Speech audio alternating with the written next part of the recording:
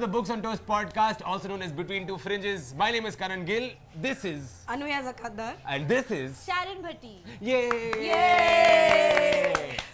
Okay, so let's start. Okay, so Kanan, Yes. very So simple me. first question. Very for you. simple first Very question. simple first question for 500 rupees. Yes. What are you reading right now? Right now I am reading. What is the name of the book? That's a great name. Good start. Amazing. Have you read Shit? What is the name of the book? Yeah. What's that author? Oh, right. Oh, yeah. it's a great book. It's not anonymous, right? It's It's what's that author? What's that author? Ah, and the book great. is about what's that thing? I see. It's the a things great- are happening in it. Very vague. Wow. Right now, I'm reading a book by Salman Rushdie called Imaginary Homelands, Yeah. which is a collection of literary criticisms and his essays and basically thoughts and stuff. Basically, it's a very good way to feel dumb. If you read Salman Rushdie books, you're like, oh, mujhko kuch nahi aata. Great, wow. Or it- fall asleep. Huh? Or No, fall man. asleep. No. It's just, you feel so bad that you can't even sleep. It's the shame will make you stay up at night. Like, why don't I know this word? Why do I have to look up the dictionary every 3 words? But encourage everybody to go read it because there is nothing like Salman Rushdie shitting on a book. Oh my God. You think you can destroy something, but if Salman Rushdie does not like your book, he will rip you to pieces. I don't like Salman Rushdie, so You know what? I'm going to hit you with Shalimar the Clown. We do not encourage So violence bad. in this podcast. I do not like If you him. must hit someone with a Salman Rushdie book, let it be this one because it's not very good. But the rest of his Great. work, Great. Sharin is a fan. I'm a big Salman Rushdie fan. Sharin defends Salman Rushdie in one sentence. He's awesome. That's it. And if you can't understand him, be more intelligent. Wow. Yeah, simple. Oh. I understand him. I just don't like him. Why? It's a difference. Explain yourself. Because he is one of those typical, like, I'm going to use really big, You big use words. typical and Salman Rushdie together. My God. It's atypical. I like magical realism as a Huh. genre. Okay. I love Gabriel Garcia Marquez. I think he's amazing. one He's type. fantastic. Ah. Which is why Salman Rushdie feels very like Me Too to me. Oh. Sorry. The only The other Salman way Rushdie around. book, like that He's gin won book. the Booker of Gin Bookers. book. That gin book, dude. Gin book. Every 2 lines was gin. Sometimes they sleep, then sometimes they also eat. Sometimes gins fart. That's Gins not are how cool. Salman Rushdie writes. Yeah, but that's. You are setting up the best YouTube comment right now. You're gonna get a lot of hate. There's someone No. who has an MA in A literature. lot of people don't like Salman Rushdie. Fair, but Yeah. that was because of satanic verses. Not Oh, because of- Satanic verse was awesome. I will go to jail for saying it. Actually- But I've read Satanic verses and I love Satanic. I collect Satanic verses. We will shoot the next episode of this podcast from Tihar. So let's move on to what the topic of our podcast is today, which is, as Kanan suggested, literature that breaks prose form. So would you like to talk to us about what that means? No. We are done. Don't understand what happened. No. I am leaving. Why not like I don't this? like this Salman Rushdie hater and I am getting I out am of a lover, Okay, fine. of Salman Rushdie's. And I am in a the fighter. world. So Okay. you that's want to be pretty good. surrounded by people who only agree with you, is it? Correct. I want people who only reinforce my opinions, so I never have to learn anything new. No, okay. So I like any art form that breaks the form of how it's supposed to be. Like? Anytime, even in comedy or in theater, someone does something out of the realms of convention, I enjoy that like a lot. For example, I went for this play in London, and it's called The Play That Goes Wrong. Okay, and it starts the moment you enter the theater. So the moment you enter the theater, the actors are walking around. Have you seen a dog? We need a dog for the third act. And then when you sit down, they're like, okay, do you have a dog? We kind of need one for the stage. And that just like flows into the play. It's not like ladies and gentlemen seated and it comes like that. And so any art form like that, that breaks the conventions of how it's supposed to be, I'm super into. So, which is why when I read books which take literature a little in a different direction, then I enjoy that incredibly. So one of the books I mentioned was this Italo Calvino book called If on a Winter's Night a Traveler, which is one of the most difficult, frustrating, but ultimately rewarding books. What's it about? It's about you, the reader, You. trying to read a book called Me? If on a Winter's Night. Not me, you. It's important, but it's capital Y U. Okay. So the reader Why is... you? Anuya, if you're going to make puns, What happened to the O? she It's a definitely... balance. She came up with podcast, no? Okay, so If on a Winter's Night Traveler, a novel by Italo Calvino, translated from Italian, I think, not sure. Yeah. His name is Italo. Okay, he could just be slanting or something. Are we in a parallelogram? Yes, he's in italics. That's what his name. What When he happened was to born, bold? the baby was sideways like, isko kya naam rakhe? Italo. Parallelogram, no. Yes. The bold and the beautiful was one very well-defined person. One beautiful person. Anyway, Anuya. If on a winter's night, a traveler. It's a book It's a book. about you, the reader, You, the reader. who is trying to read a book called If on a Winter's Night, a Traveler. Oh. That's what the whole book is about. Okay, and it starts in second person. Basically, it starts with discussing the act of reading. And you go into a bookstore and buy If on a Winter's Night, a Traveler and start reading it. Huh. So it gives you one chapter of the first book you read. And then you realize this is not If on a Winter's Night, a Traveler. And the whole book is just about you reading one chapters of all the wrong books. You'd really want to read If on a Winter's Night, a Traveler, but every time you get a book and you read a chapter, and the chapter is in the book by the way, at the end you realize, oh, this is not the book. So what is it? So now it's a continuous narrative of you, the reader, Trying to read the book. trying to read a book, and a lot of stuff happens. So the main plot is the reader trying to find the book, and you uncover a major conspiracy and stuff that happens. But you get Wow. like about 10 first chapters of different books, which are all exemplary in their own way. That's interesting. So there is a plot line. That's There is a running plot through. line. But But isn't that frustrating though? Like, why would that be fun? Initially, it's frustrating, but like after that, it just becomes funny. You're like, okay, how is it going to get messed up this time? The first time, it's like you get a call from the bookstore owner who says, oh, by the way, that's not the book because the publishers fucked up and they put the wrong jacket on the book. It's like SWEDED. It's like, SWEDED? what is Sweden? No, you've not seen this one movie in which they record their own versions of a movie on top of the original print. It's called No. SWEDED. No. Okay. What's the movie about? I forgot Wasn't the that name the of barber who like cut It's people the, up? That's no, Sweeney that's Todd. It's a Jack Black film. It's a Jack Black film. I Go can't to remember any the name. length to make puns. Yes. It's called the Pun Cast, no. Bought is the pun only. But Okay, anyway, so, yeah. So, Really enjoyed the book. Also mentioned, by the way, in Imaginary Homelands, which we're reading right now. Yeah. Nice little connection. Rushdie is a big fan of Italo Calvino. So, Oh wow. Must read it for sure then. oh yeah. I mean, this If guy's, Salman Rushdie likes somebody, you must like them. you must like them. Hey. It's my ultimate ambition. I'm writing a book and I'm going to email Salman Rushdie until he says something about it. Otherwise, I'm not We publishing are going to email Salman Rushdie. We're going to blast my him God. with emails like, you better say something. But even if it's like, stop emailing me, Kanan, I'm going to put that in the back of my book. I'm like, okay, fine. That'll be his book cover, you know, the reviews, the blurbs that come. Astonishing. A tour de force. Stop emailing me. Salman Rushdie. What is... So if you ever had to write a book, what would you want the book jacket to say? What reviews from other authors? Have you ever imagined that? No. No. I've never I got do to it- that point, man. We don't know if we want to write a book. No, Do no, you I want to write a book. You want to write I a want to write a book. Yeah. I don't Oh, I know what the book jacket looks like before I know the story of the book. It'll What be a does it picture of look like? Kanan. Huh? Well, that for sure. A black and white picture of me in a sweater Yeah. like this. Maybe doing With a this. bow tie and a tash? No, man. No. Our authors try to kind of underdress, maybe a scarf at best. A scarf? Yeah. And on the back of the book, it'll say astonishing. Times Literary Supplement. A supplement. Magical. A tour de force. And then finally Salman Rushdie tour is de like, force Abhi also. chhodna. Yeah. Okay, so Yes. before we delve deeper into this topic, let's define what break form is. Yeah. So, what do we mean when we say books that break form? I think technically the genre is called metafiction, which is fiction that draws attention to the fact that, hey, this is fiction that you're reading. Explain. The book itself tells Yeah. you that the book is a work of imagination.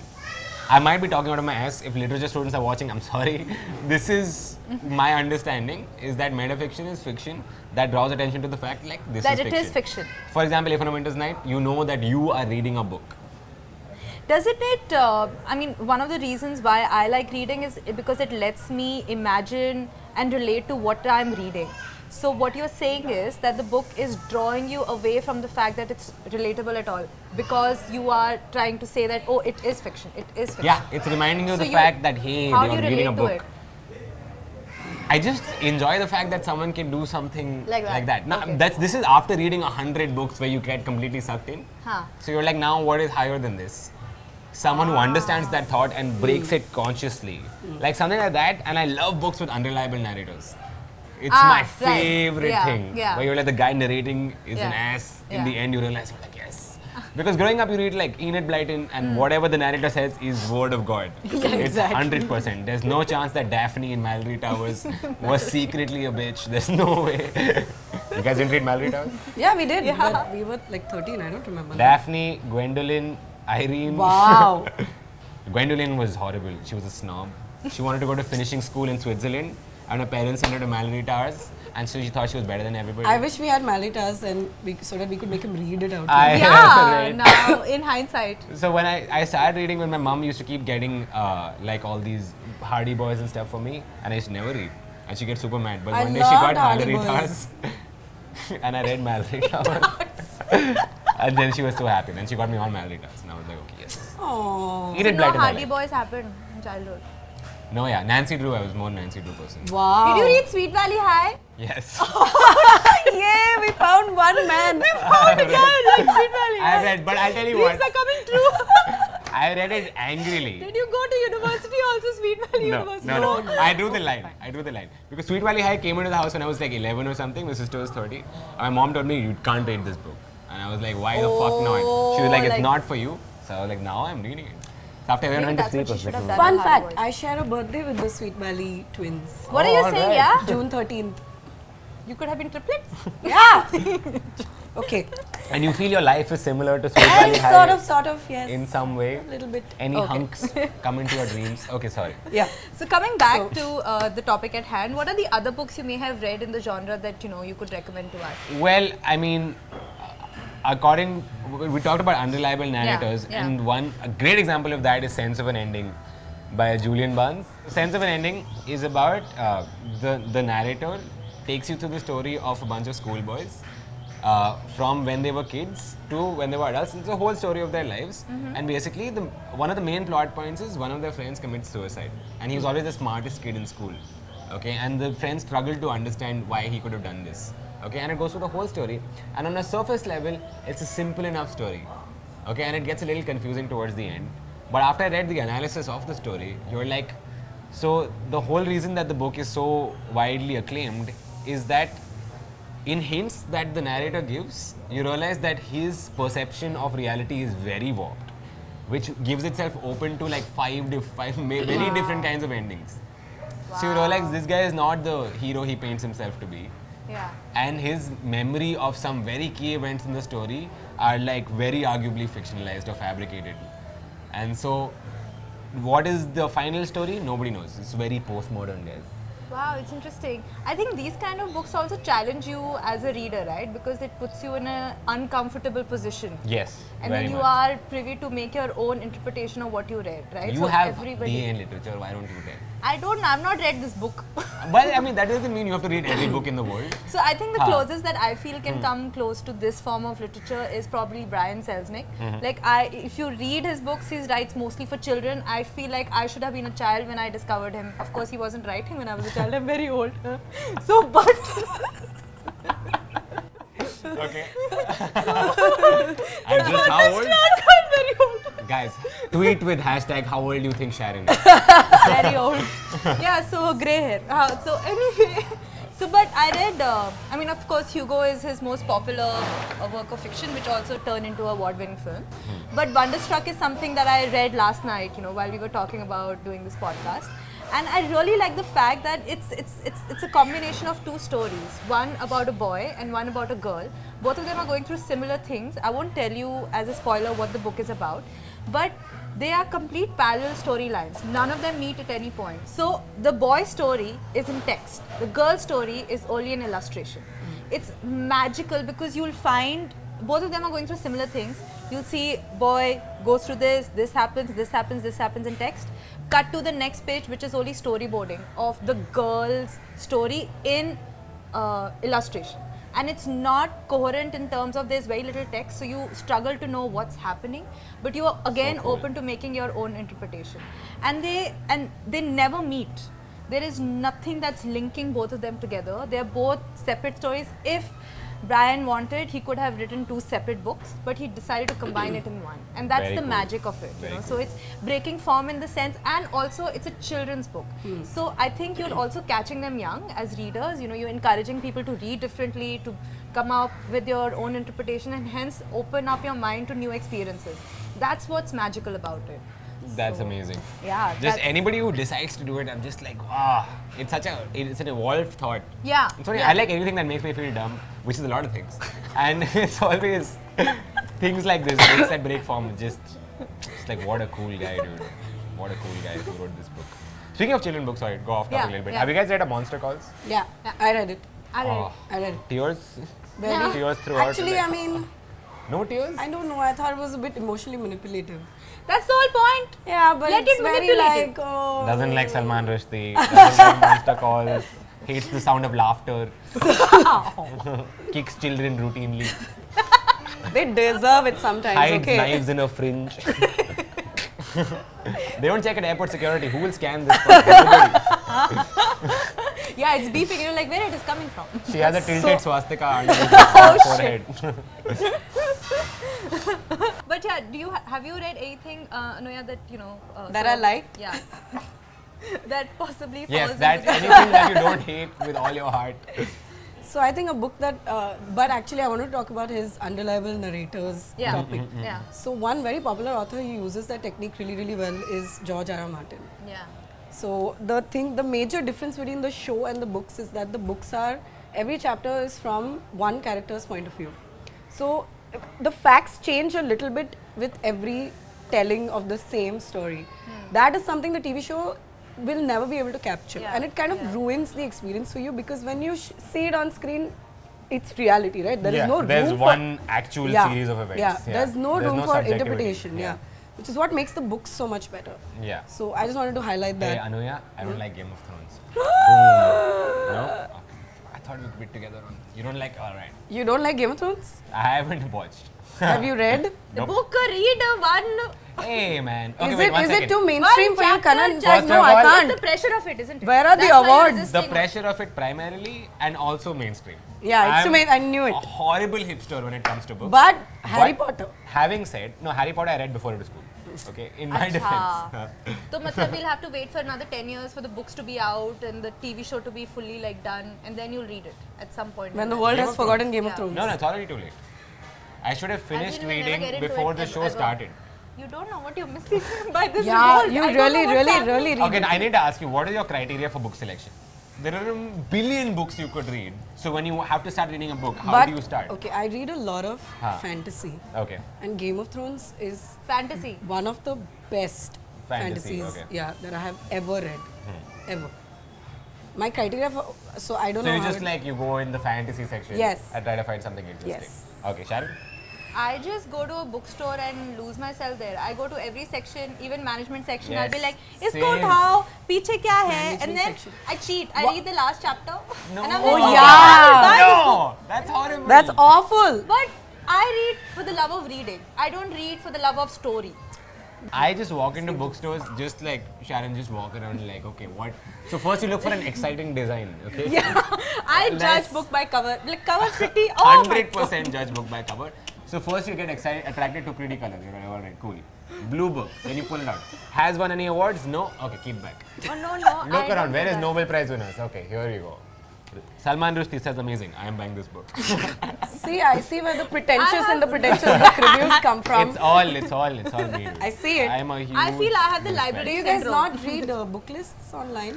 That's what I do. That's my second favorite thing to do. No, but if someone I know has good taste, I will read whatever Yeah, they recommend. I follow recommendations. recommendations. Yeah, pure recommendations. So whatever Sharon recommends, I'm like, yeah.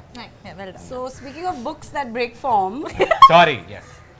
So we were talking about how you like Game of Thrones and the Right. fact that a lot of it is never translated into television. But do you feel this kind of genre hence will never make excellent cinema?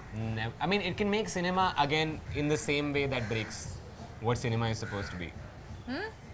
So cinema also, you can argue that there are many movies That break that form. that break. I mean, like a very simple, not completely adequate example is, have you seen Scott Pilgrim vs. the World? Yeah. I've not read The graphic I've novel? seen it. I've not read that. But anyway, the way that it's filmed is incredible. It's just no, okay. The first time you saw someone in the movie break the fourth wall, doesn't it blow your mind? High Fidelity was the first time I saw us break the fourth. And how did they what did they do? I think he was just talking to the camera about what he was feeling. Okay. John Cusack. You haven't seen High Fidelity? I haven't. Oh, it's a great movie. You should watch it. I think the first time I saw Based was on a in book again. Woody Allen's Annie Hall, in which he just steps out of line and starts talking. Yeah. And someone in line is like, he's talking about like, Heidegger in philosophy was this. And Woody Allen said, actually I have Heidegger right here. And he steps out and just explains that you got what I was saying completely wrong. So your argument is because it is so out there anyway that it would make for good cinema. I'm saying a movie can break form, probably not out of the same book, but a movie is capable of accomplishing similar things, but maybe not with a story that itself is so out there. I mean, if they were to turn If on a Winter's Night to Into a a movie, movie. Oh, fuck. what Would would they that be be able to do like? it? Yeah. Hope they don't. No, but then that really forces, a movie kind of forces a single interpretation on you, right? In a lot of ways, except for the ending of Inception. Yeah. Whoa, did it shake? Did it no? The only thing that a movie can leave open really is the ending. Again, talking out of my ass. Sorry, film students. I should see more movies. But that's the whole thing about an unreliable narrator or a book that does this, is it forces you to understand that there's no one true reality. And you kind of become okay with that. But when you're showing visually, this is what happened, you're like, I guess this is what happened. Then there's no question of, is it because I am seeing it like this? Am I seeing one person's perspective Yeah, of like... yeah. Well, a good example is Rashomon maybe, Yeah. which is 12 different Yeah. stories and 12 different Yeah. interpretations. Haha, film students, I got you back. So, I guess movies can also embrace postmodern outlook in some way.